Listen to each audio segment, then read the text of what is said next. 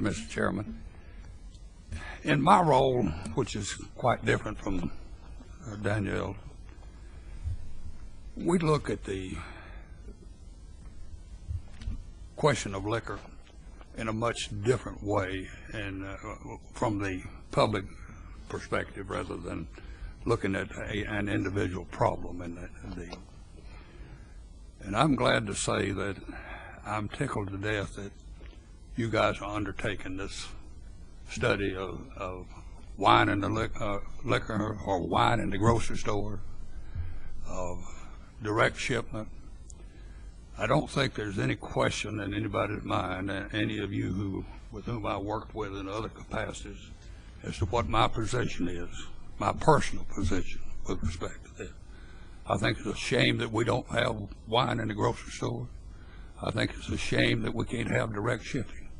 Now, that's a personal observation. As a member of the commission, I can't say that to you because my responsibility as a member of the commission is to uphold the laws that you enact. Sure. The ones that you make. But there's so many myths connected with this question that it's difficult to know where to start in terms of talking about it. Just about everything that is presented, or every measure that is considered by you guys, somebody runs up and says, wait a minute, that'll put wine and the liquor in the hands of the minors, or to put this in there. And, you know, we don't look backwards and see what has happened in beer.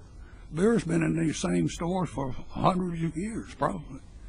And we haven't had any wild rush of minors running in back. Now, of course, the normal tendency in our society is to try things that you haven't. If it's a no-no, you're going to want to try it. And so we have a normal amount of minors who drink beer or try to acquire beer and so forth. But it's not an epidemic stage. And you're being told every day that if you let wine get in the grocery stores, it'll be an epidemic, and you forever can forget about your youth because they're going straight to, you know, where.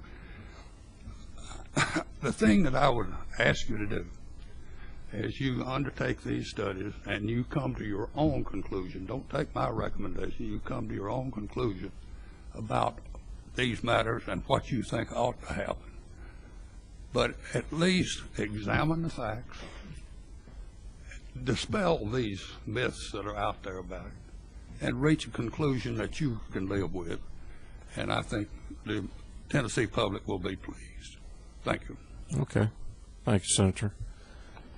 Senator Tracy. Thank you, Mr. Chairman. Danielle, in my district, Lynchburg is in my district, and there's been several businesses down there that use the product. They call it the product in Moore County, just so you'll know. The product. They use the product to make candies and cakes and so forth. And as you know, Moore County is a dry county, so they don't buy the product in Moore County. They have to go to another county. The question is that I've heard from several businesses, they would like to be able to purchase it at a larger quantity than they do now, so they can bring it back and cook, and you know, whether they're doing candy or is there any possibility? I mean, they've asked me to do legislation. We're looking at that, but is there a possibility we can make that happen without legislation?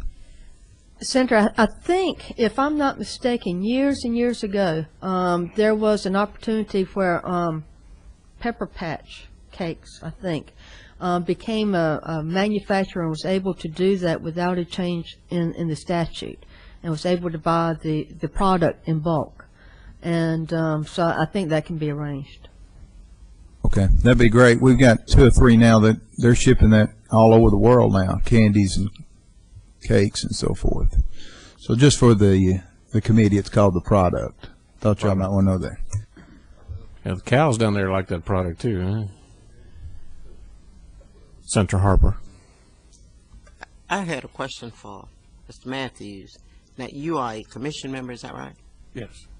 I just wondered if, based on your personal appearance, if personal feeling of the concept, do you think that you have directly or indirectly influenced anyone just based on the way you feel? You told us you had a personal opinion, and then you had the professional opinion as a commissioner. Do you think you have unduly influenced anyone based on the fact that you think it's okay to have it in the grocery stores? Senator Harper, I've been involved in I was involved directly in state government for 43 years. I remember back and years ago. The statutes are worse today than they were when I came in to deal, and are tighter.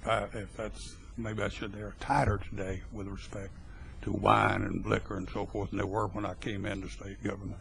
So I don't think that indicates any undue influence at all in terms of my position.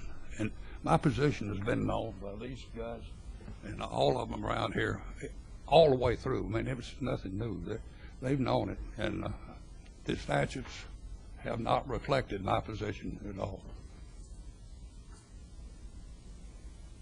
So I would hope that one of these days they might, but they haven't yet. So just based on what you said the myth that young people would dash in and buy volumes and volumes, that really is a myth. Has it been proven to be a myth? In other states that have wine in the grocery stores and the drug stores and widely distributed, that has not been a problem, I understand.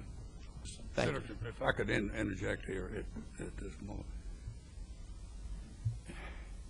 It's the impact that this would have, of course, would be noticeable on the existing stores. But if you examine the laws carefully, you'll see that retail stores are limited to selling alcohol only.